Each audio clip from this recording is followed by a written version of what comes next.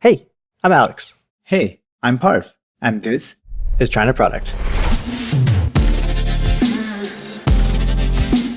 we are two Silicon Valley product managers, and we know how messy it can be.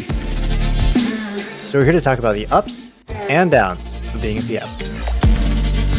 It's not always straightforward, but we're here to figure it out together.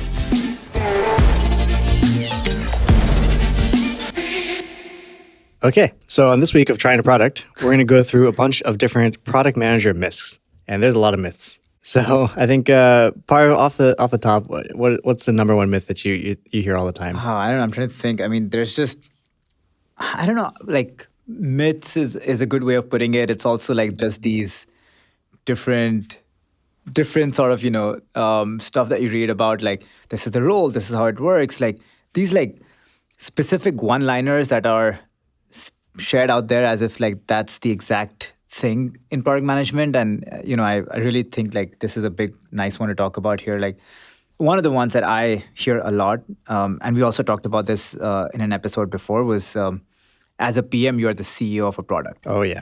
And it's a good one to talk about because, you can consider it a myth. I do consider, but some people kind of like really banked by that statement. Just because there was a lot of ambiguity around what a product management like professional does. And this kind of line made it so easy to like give everyone a sense of what a PM could be doing.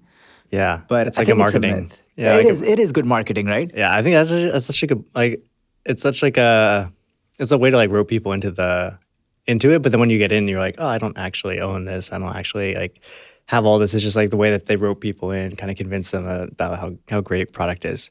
I mean, product is great, but you're not the CEO. Yeah, I mean, CEO is the CEO. the CEO is the CEO, right? They've hired you as a PM for something specific. And that's why I feel like, I know why this sort of sentence came around and I can see some kind of like relation there and it could be a potential real way of describing it. But in my head, I think it's a myth. And I think you agree there as well. It's not. Well, I think there's like, it's a myth, but also like you are accountable. Like if there's anything that goes wrong with your product, I guess maybe like your boss is like maybe the board of directors if you were the CEO. Yeah. And like if something goes wrong with your product, like you're accountable. It's up to you to like figure out how to solve it, or for your boss or the board of directors to find someone else who can solve the problem. But ultimately, you are accountable. I mean, CEOs maybe a little. I think people want to be a CEO, so it's like definitely good marketing. But the reality is like if it goes wrong, if it breaks, it's up to you to solve it, and your boss is kind of the equivalent of the board of directors. So there's a lot of that accountability, but you don't necessarily have the power in all cases, depending on the company, definitely, to like figure out what you want to do, which I think is unique to a CEO position. It's like, we want to do this. We're going to go this direction. There is an overlap. And I think the higher you go in sort of the hierarchy or in the organization, the overlap could become more and more. So you are doing some of the things that a CEO might be doing. But I mean, if I look at an early stage PM or like someone who's just joined and like a couple of years in only for a product management position, that's where I kind of see that overlap being very small. Like, oh yeah, that's you're not necessarily hiring or firing people. You aren't, as you said, you're not the one who's like setting the stage for the complete strategy or like new product launches or emerging markets, sort of looking at new markets for products. But that's where I feel like at that point, you're a product manager. Yes, you do have accountability, but you're working on a specific feature or a specific piece of a product. And the mandate is from up high. Exactly. Yeah, right. Yeah. And so I think at that stage, definitely very low overlap. And I just hope like when we hear this concept of CEO of a product, like people walk in with like, hey, I'm a CEO of a product. Like, listen to me. Like, I am going to be the one dictating everything that needs to happen. Yeah, that's how you get everyone to walk away and not listen to you, and you don't do anything. Exactly. That's where I feel like, I really want to say, like, it's a myth. There is an overlap at some point of time in a product management career, the higher you move up. But, like, I don't think it's the sense that you want to walk into this role with is like, I'm the CEO. Like, listen to me, or GDFO. First time PM walks in, it's like, I'm the CEO. So, exactly. Not how it's going to work. But I think that's a good point. Like the higher you go, you definitely have a lot more accountability. You have a lot more responsibility to determine direction. And it is a lot more similar. Yeah. But not from day one. Exactly. I think, although I do like, I like the line. It's fun. As you said, it's good marketing. But one of our first myths of product management. Yeah, I think also like a dangerous myth in a lot of ways. Yeah, that's true. I don't know, like what else? I know there are a couple that come to mind. What's the next one that you think of? I think I think a lot of people think that just because your title is product manager, it's like the same thing across different companies. Oh, But the reality is like the position is like not even comparable across different companies. Even like a startup and a big company, product management is of course completely different. The responsibilities you have, how down in the trenches you are. But even from big company to big company, it's a completely different role with the same title. Like the title in some cases is just completely a misnomer. It's not even like the same thing. Like sometimes I think there's one company where you're a project manager, but they call it product manager. So there's like the title variation, but there's also like just the role itself is completely different. Yeah, no, that's such a good one. Especially me, like when I went into PM for the first time in my first company, I was thinking of it like, okay, this is how product manager is going to be across the board. Like if I move to another company, I'll be doing something very similar. Of course, I knew there'd be nuances to the industry, to the company, but broad strokes, it's going to be the exact same. And then, of course, moved in from company one to company two, same role, product manager. And I realized like I was doing something very different from what I was doing, in my first job. And of course, the baseline structure or the base layer is similar. Like, of course, you're working off of the same mindset and the same principles in some sense, but the way you're executing, some of the roles and responsibilities are just different. Like, you can have a completely different experience as a PM at company A versus company B, and you would still say, "Hey, I was a PM." Yeah, I think that's actually a good point of also like when you're looking at companies is like try to understand what the position actually is. Yeah, because like some company, like for me, like I love doing strategy. Like that's probably my favorite part about being a PM is like figuring out that long-term strategy.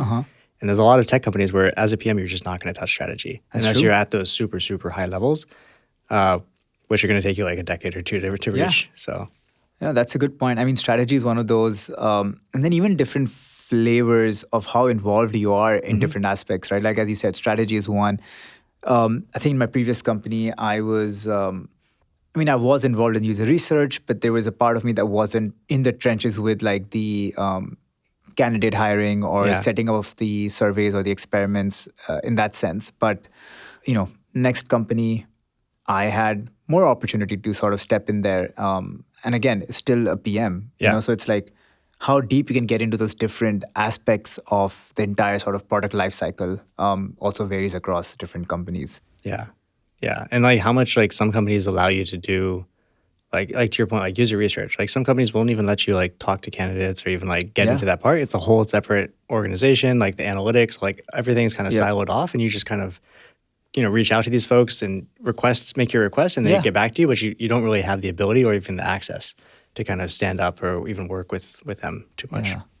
It's funny because I look at those, job postings and I see roles and responsibilities and they seem so similar and you can still get a sense of, it's going to be the same job. It's the same cookie cutter information of what a PM is doing. And I guess it is true, but no one really, and it's hard to capture that nuance of your company's product culture in a job also, posting. I feel like the recruiters are the ones making these job postings, so they're also generic. You have to like actually talk to somebody to figure out, or like maybe read blog posts or listen to podcasts, like to figure out what the actual like boots on the ground product management. Also, it varies between teams. Like even, across companies is one thing, but also across different teams and companies. So there's a ton of variability even within a single organization. Yeah. I think if someone wants to take away something from this myth, it's in your interview, try and see if you can get an understanding of the product culture in your company or in your team, because it's most likely not going to be the same. Yeah. The interview is like a really good way, especially like how structured they are with product questions and like that kind of thing is a good way to kind of suss out how much like they actually think about product the way that maybe some like bigger companies do, like how formalized their thinking is versus a lot of startups. They don't really know what a product manager is. They know they should get one. They don't really know what it is. They don't know how to interview, and you kind of can see that in the way that they ask the questions. Yeah, I was reading a tweet recently around the use of frameworks in interview questions and how even the ones who are assessing the PM candidates, like assessing someone based purely on frameworks versus an actual like understanding of how they fit into like the product manager mindset and things like that. And I know we're deviating from the topic, but yeah, I feel like those are some of the ways that even you can sort of understand what the PM culture is in an organization. Like the question they're asking, even that gets a sense of like how they think about it, what they expect from a PM sometimes. No, I think like it's also hard, especially like when you're starting out, like to know how to like even like to reach out to a random guy at a random PM at the startup you're looking at, or especially if you're going at the startup route. Startup route is so chaotic that a PM, like what they tell you versus what's the reality, is going to be so different. So I think, it's true. The interview is a good way to do it. Maybe reaching out to someone is the most reliable, but it's just such a broad kind of role across so many different orgs. But okay, moving on to the next one. Yeah, I think we've talked a lot about not the same guys. It's very different. But yeah, what's next? Let's see. I think another one that sort of comes up, and we kind of touched upon it again in one of the questions that we got asked, was you think about product management, and of course, it sort of connects all this back to the user. And a lot of the things that come up is that product management, it has a high overlap with user experience design. Like it might be the only thing you're doing as a PM is just looking at how the user experience is going to be, like designing that. And then the question comes up is like, so what, is there an overlap between jobs and responsibilities of a UX, like an experience designer and a PM? And I don't know, in my head, that's like, it's a very common myth. Like PMs are mostly just focused on user experience. Yeah. Well, I think this goes back to like the different types of PMs. That's true. Because I know I'm definitely more front-end focused, but there's a lot of PMs who are on the back end, and their user might be a developer, but it also might be internal tools, internal developers. Like, again, there's like so much variability that like user experience is really, I think user experience is always arguably super important, but there's many different types of users. So like how you kind of parse that, whether it's like a developer who's going to integrate with your API that you're working on, whether it's a user who's going to integrate with an app or just use an app, and a consumer who's going to swipe left or right. Like there's lots of different versions of user experience. That's kind of always what we focus on, but sometimes it's just something has to work. And ultimately, there's normally a user involved. I can't think of an example where there isn't a user, but that user varies a ton, and so does the role kind of with that. Yeah, I mean, I think that's what you were saying is so true, right? It's the degree of how involved a user experience is part of the process or the product. You have multiple different features you're building, users you're dealing with, and building for them. Of course, there are some roles where it's very focused on user experience, and it's a consumer PM role sometimes. But I mean, there's so many avenues where it's not. Like, I know a lot of people working on platform products, especially in the space of like AI, ML, where they're potentially dealing with a lot of understanding of the data pipelines, or like how they want the data to be flowing between like two platforms, or being ready for like an ML sort of product as well. And yes, there is some, maybe you can say there is some experience design there a little bit in terms of like the end user who is maybe the data consumer, for an example. But I mean, I wouldn't consider that being like a PM is mostly involved in user experience design. Like that can get very technical very quickly. At that point, I'm like, I need to know what AI is, and I need to understand how data works. Yeah, I think, there's so much to it. And I mean, user experience is super important, but there's so many other layers that you kind of have to peel back, especially for more technical products. And I mean, kind of related to this is, there's also that myth of like, product management is purely technical. Like in the same vein, right? Like someone says it's mostly UX design, and there's the other that's it is technical. And I think it goes back to just there's so many different types of product management roles. Like there are technical roles, there are more design-oriented roles, there's more kind of maintenance roles. There's just so many different versions that there's no like one PM. Yeah, no, 100%. We did an episode earlier on types of product managers. Like folks, feel free to check that one out. We talked through like very different sort of varieties and like responsibilities that a PM has, and how that can manifest as different product manager types. I think that's a good episode. If you guys are curious about it, do check it out. Yeah, we're not biased at all. Yeah, not biased at all. It's not it's a personal, no personal opinions here. What else? Like, what's another one, Alex, do you think? I think the one that always, I always make this mistake, but I think the product versus project management. Yeah. I think I didn't realize, when I first started, I wasn't sure what the difference was. and they're both PM depending on who you're talking to. So especially, I grew up in DC, and like project managers are like everywhere, and they're always referred to as PMs. Oh, interesting. So I was just kind of assumed they were the same until I kind of got deeper into product management. I was like, oh, these are very different roles.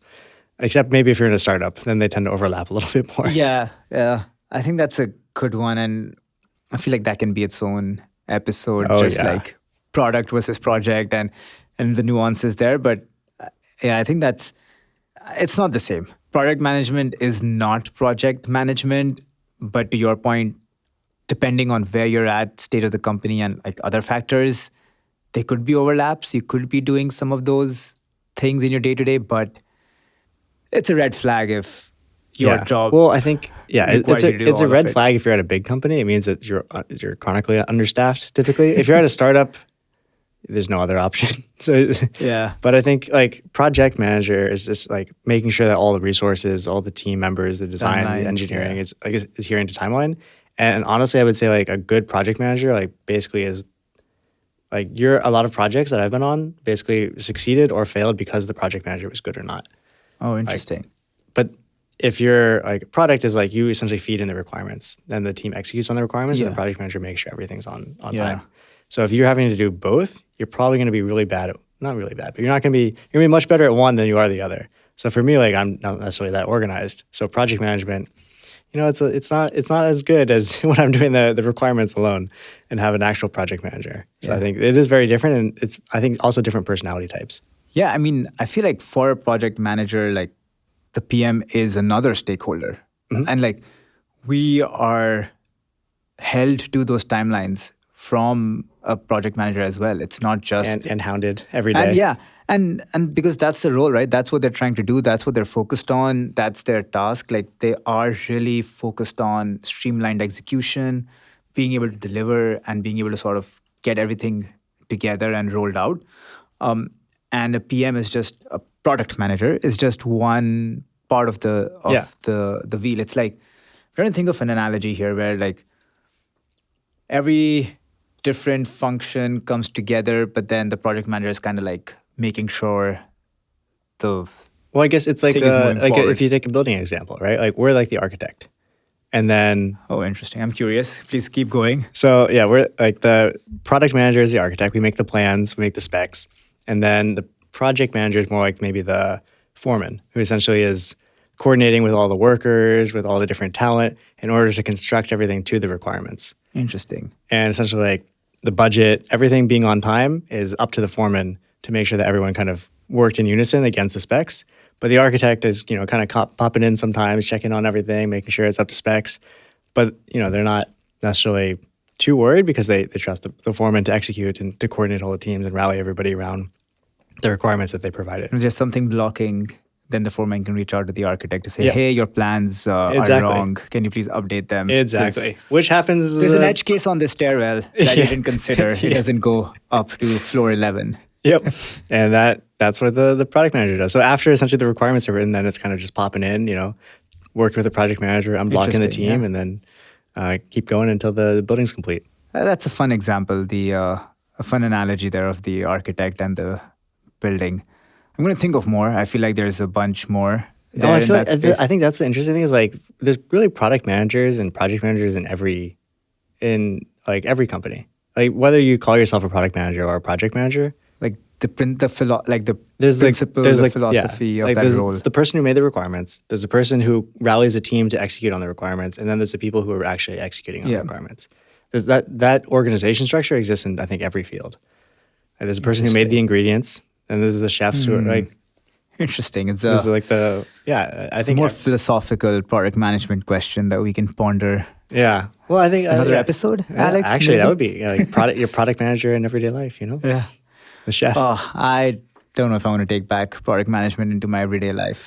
Because when I reach home, I'm like, I'm not making any more decisions at all. Write the ingredients and then write the recipe. Nothing. To then have someone cook up for you. Yeah. Once I was at home and my wife was like, hey, can you mind, like, what do you want to do for dinner? I'm like, I made enough decisions today. I'm not going to take this one. It's yours. Yeah. And not the right move there. I think should have. should have made those decisions because I was Yeah. asked to. But It's tough, you can't go against the CEO when they ask you to make a decision. yeah, that's true. But yeah, I think the next one is we kind of alluded to it, but I think another myth is just as a PM, you're just there to like write requirements. I think Yeah. it's a big part, and I think this line itself is kind of misleading. Just even gathering requirements and specification involves, I think, so many more things. Yeah, I think actually that's a good. I think a lot of people think that it's just you go into like an ivory tower and you magically come down with these amazing requirements that we're just going to all execute on. But the reality is, very rarely does a PM actually execute or actually come up with the requirements alone. Yeah. Like maybe, I mean, And you shouldn't be. yeah, I you think should because you shouldn't be the subject matter expert. Yeah. I mean, very rarely would the PM be the subject matter expert. Normally, the PM has a very broad understanding of the platform, of the users, of the business needs, of like everything in general, and then goes to the subject matter expert, whether it's the marketing team, whether it's the engineering team, whoever is kind of the key stakeholder for this feature, to then actually plot these requirements, write the requirements to collaboratively, and make sure that they prioritize it so that essentially the P0s or the main priority is like to get the MVP done. And then there's all these secondary things that you can launch and you essentially align with the rest of the subject matter experts to make sure it's feasible. And I mean, just broadly also, you're not there just writing requirements or specifications for like a feature or, as a user, I want to do this. Like, it's not just that. You're doing so much more, as you said, like even just to build those requirements, you're like always having those conversations. You need to be meeting with stakeholders, with like other folks around, like figuring out those kind of things. But then even besides writing requirements, you're also involved in so many different aspects of the product lifecycle with different people. Like, I mean, I would jump in for QAing so many times with like my QA team because, product acceptance testing is happening, or user research, or design reviews, or just generally like go-to-market plans. Like, there's so much that you're doing, right? I feel like it speaks to like the kind of going back to like kind of the CEO of the product. Like you really are touching every single function of your product end to end, from like user research all the way through to user acceptance testing, all the way through to launch and the bugs that come out after launch and all the user feedback on their launch. You are end to end, so you have this really broad understanding of this product. Yeah. And then as you kind of dive deeper, yes, there's requirements, but the requirements are really only a very small part of the kind of just the life of the product that you're managing. Yeah, I feel like good requirements come out of a PM being good in terms of like all the sort of collaborative work that comes before that. Like being strongly embedded and working with your team and like doing all the due diligence is what leads to good requirements. Yeah. And writing those requirements is just a small part of it. It's like putting everything together into like a document that can be used to align everyone that you've already kind of spoken to and gotten some of that information from. That's a great way to put it. Like it really, maybe not. I would say like normally the requirements are written by someone else. And then I'm kind of like refining them or helping kind of clarify what is required by the subject matter experts, and then putting like the kind of special sauce of the PM, which is like the cross-function, like the end-to-end vision of the product that only the PM would really know. Like what are the analytics requirements? What are the accessibility requirements? But that's more to like, I feel like make myself feel special. Honestly, like 80% is just written by the subject matter expert and then collaborated on and then signed off on by everybody. I feel like it's everyone's kind of contributing to that. Exactly. And I think it again depends on, the caveat is always there that it depends on the type of product and the type of org or company. Like you can have like that ratio can be skewed. You might be writing most of 100%. It, but it's not the only thing that you're doing. Like, commonly out there's the myth that you just write requirements or specifications. Untrue. I don't think that's definitely a myth. Yep. Yeah. I think another one that comes up all the time, and it's like, do you have to go to school to write requirements? Do you need a certification? Yep. Oh, didn't we feel like we covered that one on common questions also? But yeah, you're right. I think it's PMs need specific certifications or an MBA degree. You need an MBA degree to become a product manager. And you see it very often. But the reality is, like, I feel like a lot of PMs are just like kind of technical or like kind of nerdy, and they just like love getting deep into products and like that kind of thing. I feel like it's almost like a personality type where like you just are really interested in product. You kind of naturally dissect product. You think about business use cases, and you like kind of think about this. And so you really don't need a certification or an MBA. And I don't. I think a lot of people get it, maybe because the imposter syndrome is very strong in this role, where you don't have anything to fall back on. You can't point to some piece of paper and be like, "You see, someone's certified. I think that they think I know what I'm talking about." So I think that there's definitely like an inclination to get certifications to make it seem like you know what you're talking about. But the reality is, I think like a lot of PMs don't. You don't need anything. And I feel like it's also part of the way that you can potentially sort of change or transition.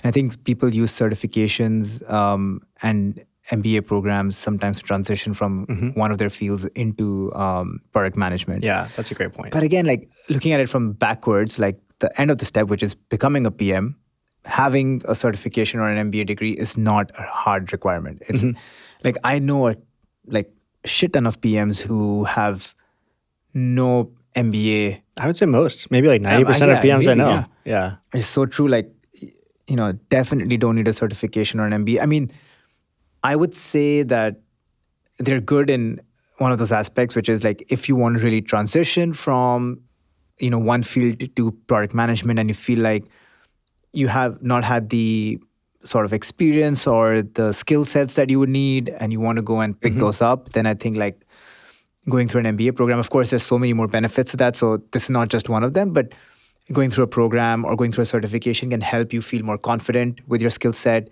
help you, build out some of those projects, like get a work portfolio together. So there are aspects that it can help with. Yeah. But I don't think anyone's sitting in like a recruiting office and be like, I will not hire this person because they don't have a certification or an MBA degree. Yeah, I'd agree. I would say the caveat there is that a lot of bigger companies will kind of what's a right term, like glass ceiling you. Like essentially it's hard for you to get promoted if you don't have an MBA. But those are mostly older companies. Really? You think? Oh, I mean, I feel like I think that our previous employer had like every single leadership PM had an MBA. Oh, I don't think that's a coincidence, but maybe it's not. I don't know. I feel like it's sometimes I feel like right now it's more of like the reps you put in. I think years like good work, being a good PM. I mean, it's definitely changing. So, but I think it depends on the company. Because even at like my current place, I see like basically everybody either has like a super successful startup that they founded, and that's what put them in the leadership position, or they have an MBA. Oh, interesting. So, but I think that's definitely like a bigger company thing. It's not for smaller companies, for normal PM positions, you don't need an MBA. I think it's only when you get into that leadership level. That's what makes it maybe a little. It helps. I wouldn't say it's like a prerequisite. I think it's a good. Guess, the percentage is so high, is what I'm. But yeah, I think you're right. I think like ultimately, like performance is going to be the number one thing. Yeah. If you perform well, it doesn't matter if you have an MBA or not. Exactly. Yeah. Yeah. Maybe. Yeah. I'm curious if it's used as a proxy for your potential performance, maybe. But yeah, I don't know. I hope it's not the case. I can't imagine. I think MBA is kind of losing its. I don't know. Like I feel like a lot. Yeah, losing. I feel like a lot of people are kind of seeing that the ROI is not necessarily there. Like the opportunity cost of an MBA now is so high. If you're already a PM, I think you're right. You're dead on. Like it's really good for a career transition. But if you're already a PM, the ROI is probably not there because the opportunity cost of taking 2 years off of your career, and 2 years of not moving towards a promotion, is a huge kind of cost. Interesting. Yeah, but I mean, kind of related to this one, I just wanted to bring up another myth that we see. It's that the catch-22 of being a product manager, need to have PM experience to get into PM. Oh yeah. It's kind of related to needing a certification or having I need an MBA degree to get into this. And so again, you do not need to have PM experience to get into PM. It's not. I feel like a lot of the PMs that I work with were like biz ops, like strategy, like other business functions. I even know people who aren't. Oh yeah, customer support. I literally, or like not even technical. Like I know someone who moved into product management from being like a graphic designer. I think like a game company. Yeah, like a game studio. Literally, I think. Especially at companies like startups, like it's maybe a little bit easier to move into product because oftentimes there's whoever the PM is probably overworked, and they can't write all the requirements. And if you kind of are able to step up, you can write some requirements. You're able to kind of think from the user perspective and kind of take on some of those PM roles. It's a lot easier to switch in. I do think it's also a function of I guess the size of a startup, because there's also the other flip side of it, which is as a startup, like you're so strapped for resources and or you're really trying to like execute at a level which can make or break your company, that you don't want to take the risk with someone that is not a seasoned PM. Yeah. So I do think there are like different stages. I mean, I can imagine some startups like not wanting to take that risk and need someone who is. I think it's like one of those things where it's like a soft. It's like you don't have the PM title. You're still a graphic designer. Yeah. But you're helping the PM out a lot. Yeah. And then you're kind of just like an honorary PM. And so then the startup is able to reduce the risk. Maybe they want to give you the title, probably not. But then you're able to parlay that experience into like a PM role somewhere else. Yeah.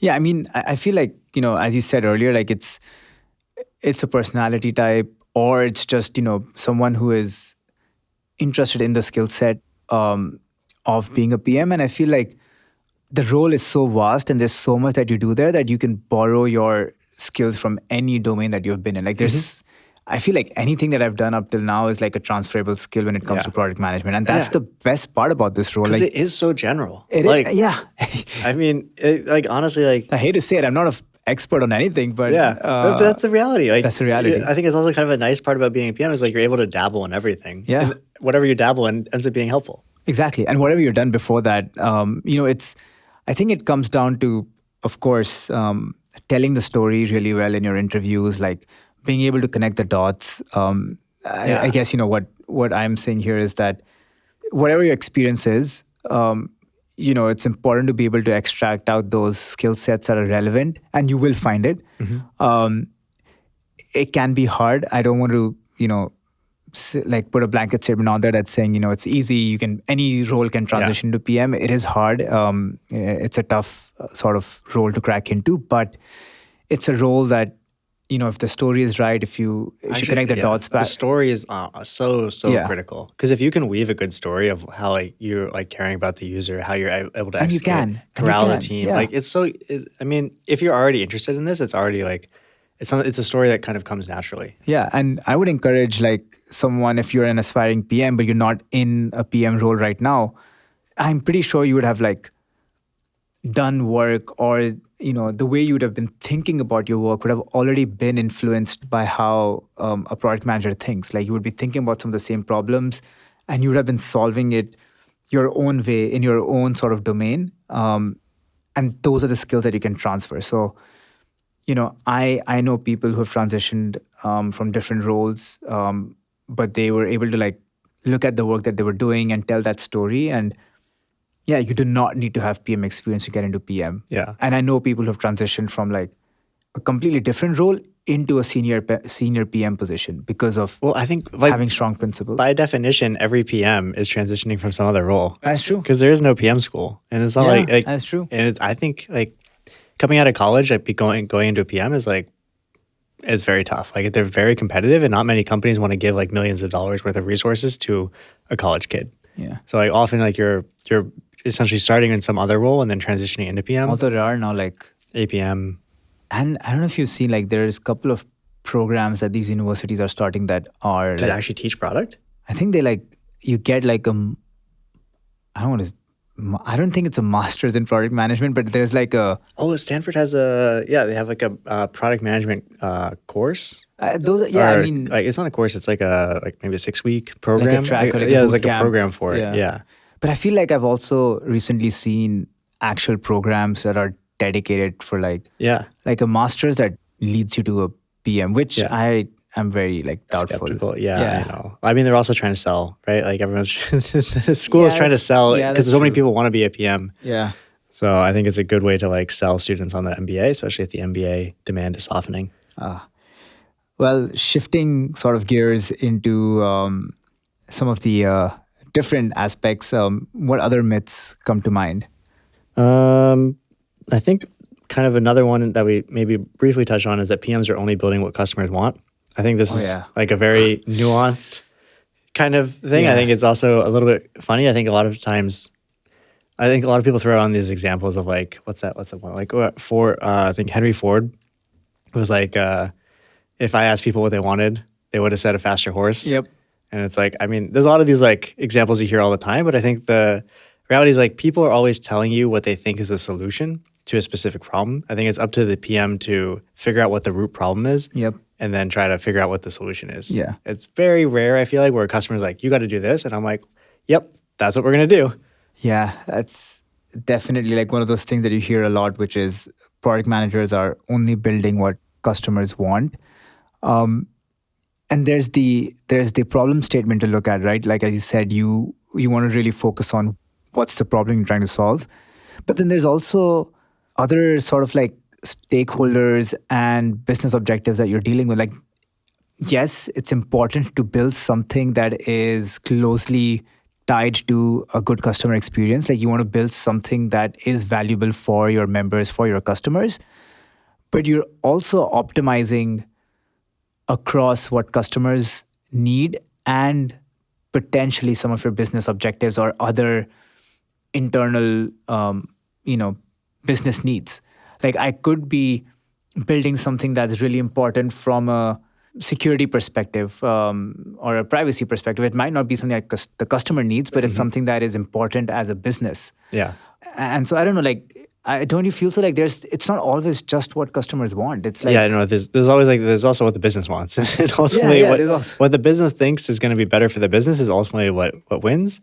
A lot of times there's a synergy with, not a synergy, but there's it works well with the user, right? The user requests something, means the business will get more money by essentially providing that, and then the business will provide that. But in some cases, in a lot of cases, the business is going to prioritize himself because they are worried about maybe the customers are going to leave faster. Maybe it makes it easier for them to leave their platform, right? There's a lot of kind of business often leads the way, especially when it comes to sales, especially when it comes to protecting the revenue, protecting the moat, building the wall. But the ideal case is that we're doing what the customers want. That's in line with the business. Yeah. Ideal case is we're making everyone happy. Yep. And you can't make everyone happy. There's always a compromise. Meet in the middle, so everyone's equally unhappy. Well, it's a great segue to another myth that we hear a lot, which is, you need to keep all stakeholders happy. Like all stakeholders are top priority. Yeah, you just got to make sure they're not super angry. So yeah. There's a lower bar to make them all happy. Yeah. I feel like I've kind of accepted this. Like I try my best, but there's always one function or like one group of stakeholders that I will let down. But I think your point is it's not making them happy, but it's like not getting them like super mad. Like they're still going to help you, maybe just begrudgingly. Yeah. So I mean, I think that's, I don't know why. Like I went in and I read this online is just that your job is to like manage all stakeholders, keep them all happy, and top priority. That's not going to happen. Nope. It's different levels of happiness with making sure that no one's going to cut you off from their support. Like they're still going to read your PRDs, still going to sign off. They just might be. You might have to like bother them a few more times. That's true, but I mean, it's that's the nature of the game. That's what being a PM is. Mm-hmm. And I think the last one for this episode that I want to touch about, and we touched upon this in one of the previous myths as well, which is PMs are just writing requirements, specifications. We talked about that one. And then there's another one kind of related to it, which is as a PM, once the feature is launched, you're done. Yeah, we can dream, Parv. We can dream. Yeah. Just like launch it and then leave. Yeah, take a vacation. Go out, enjoy, move on to the next project. And so everyone's like, as a PM, you're just like, it's manifested in so many different manners. Like as a PM, you're constantly just delivering, or you're building, or, you launch and move on to the next thing, which I don't know. I think that's a myth that I would want to bust. Yeah, that's not true. Normally you launch it and then a bunch of stuff comes up that you didn't realize, and then you got to fix it. And then people were asking for all these features that you had to deprioritize, and then you start working on the deprioritized things, and then next thing you know, it's a year later, and you're still working on the same feature. Yeah, and there's also the entire sort of analysis that goes into a product right after launch. Like you've launched something, but then you had hypothesis with which you launched it. You had metrics that you associated with it. Then there's all these sort of follow-up like analysis and the understanding of the data. Look at how your feature's performing. Like as you said, like deep. You had things that were deprioritized, like based on what you've built, what is out there in the market, like feedback that you're getting in, like how do you reprioritize the set of things that you did not do?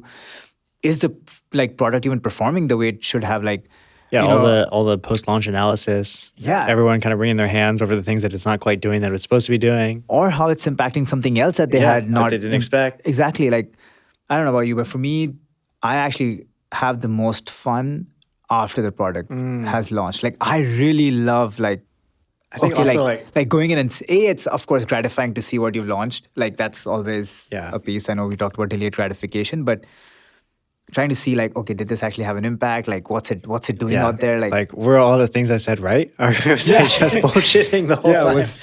Did I just make up everything and was it completely flawed? But you're right. Like it's kind of like because you don't get much boosting your ego. Yeah, you don't. Yeah, boosting your ego. Like, I finally got everything right, or you see everything was wrong that you were predicting. You're like, okay, I gotta like optimize all this for the next thing. Not gonna make that mistake again. But it's fun. It's fun to like sort of dive into that. But again, you just don't move on after launch day. Like there's a lot of stuff that's happening. Yeah. Feedback, analysis, like figuring out what needs to happen next, like potential marketing plans that are connected to going live, and a lot of different things. So again, like definitely, it's not build and move on. It's build, and it is such a famous, like you see all those diagrams, like build, learn, iterate, right? It's a constant cycle. Yeah, the launch is the beginning in a lot of ways. Yeah, I know. Yeah, the launch is the beginning. But yeah, I know we covered a lot of myths. But there's a lot more out there. But I think this is a good start. It's a good start. Potentially could be a part 2 of this episode as we try and tackle more of these. Again, if there are others that listeners can think of, if there are myths that you've heard of, like feel free to share that with us. We'd love to sort of tackle those or talk about them in future episodes.